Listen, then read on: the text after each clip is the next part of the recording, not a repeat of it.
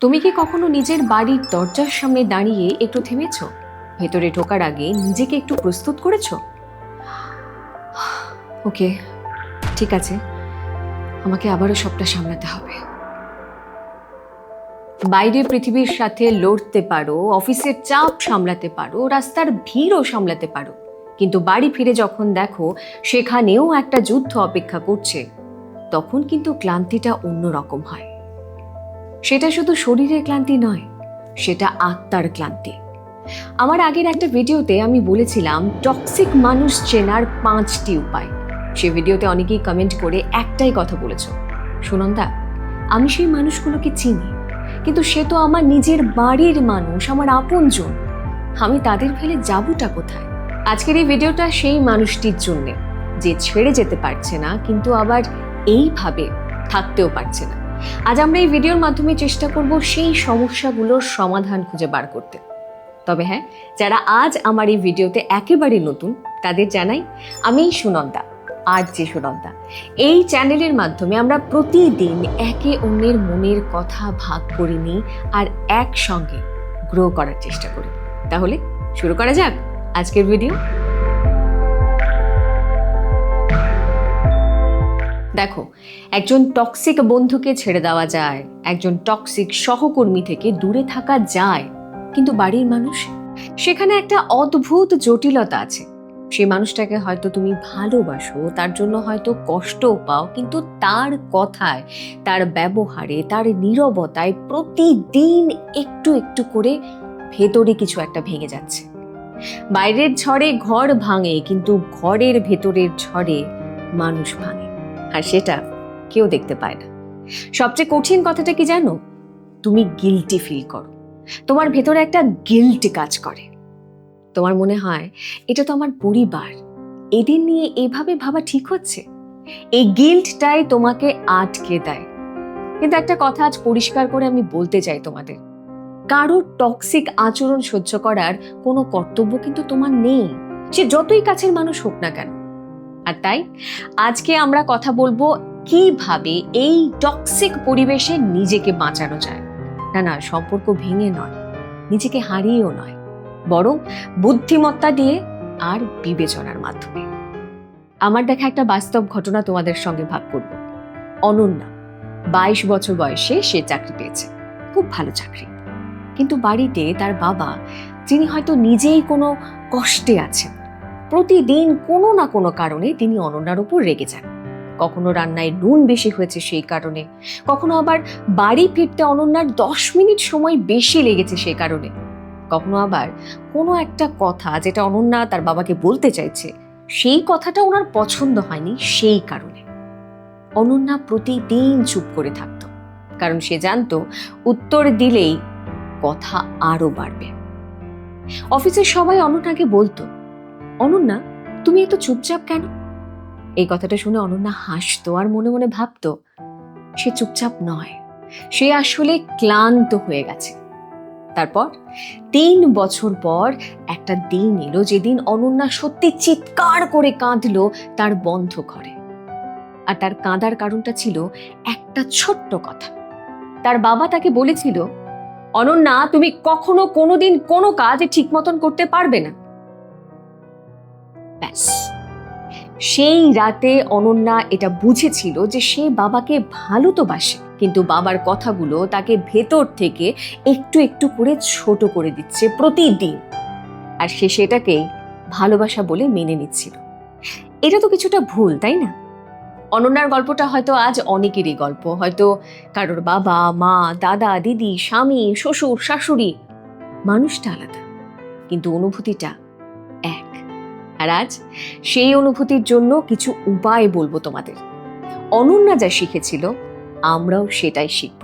মনোবিজ্ঞানে একটা টেকনিক আছে, গ্রে রক মেথড। হ্যাঁ, নামটা একটু অদ্ভুত, কিন্তু কথাটা খুব সহজ।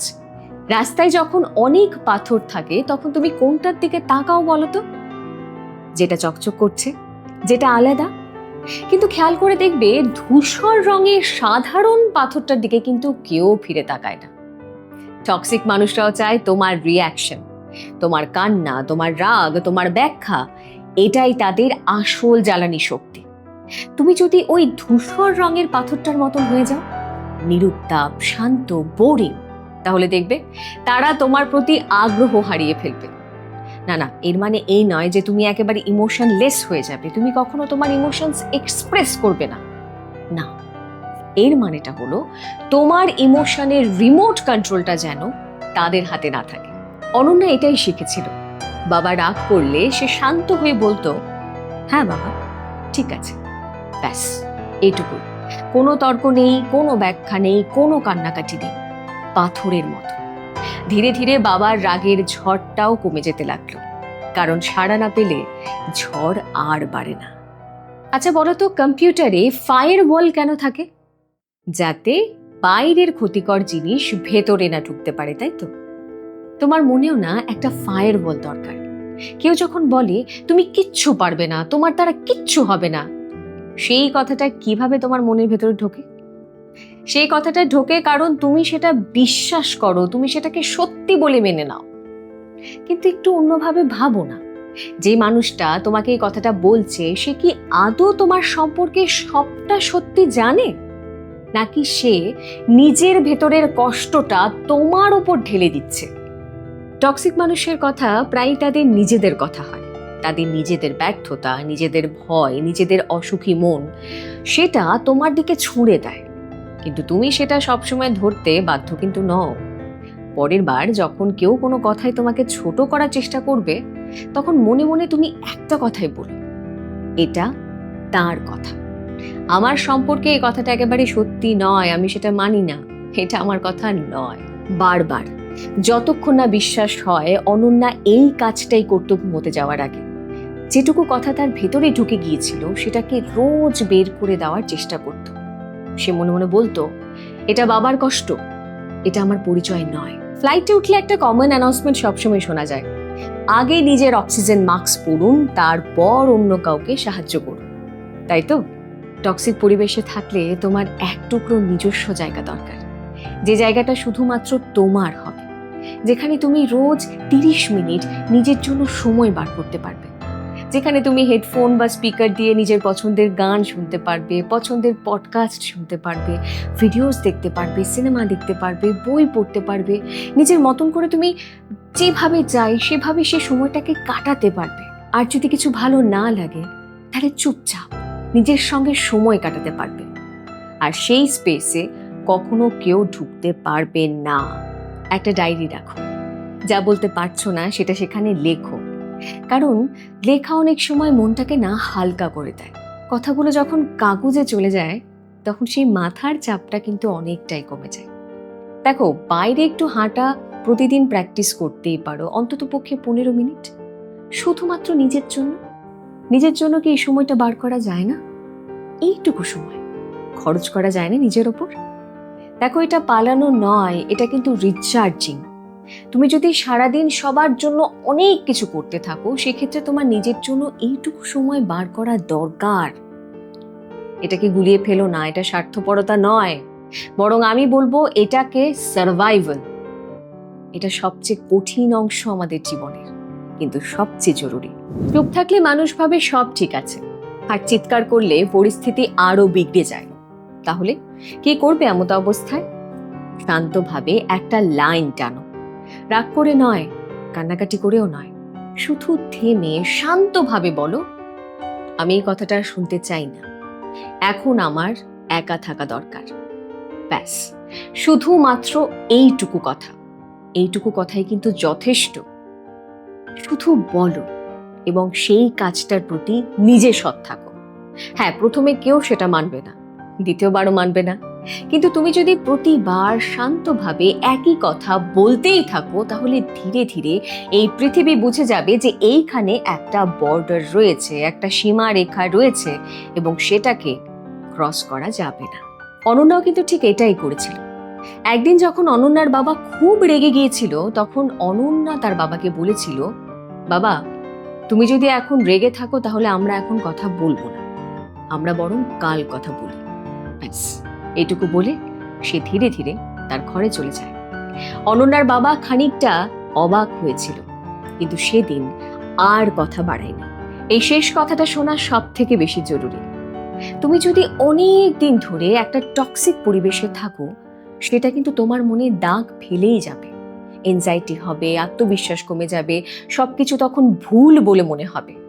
আমি বলবো, এই অবস্থায় একজন বিশ্বস্ত মানুষের সাথে তোমাকে কথা বলতেই হবে। সে হতে পারে তোমার বন্ধু, হতে পারে তোমার টিচার, কিংবা এমন কোনো মানুষ যাকে তুমি বিশ্বাস করো।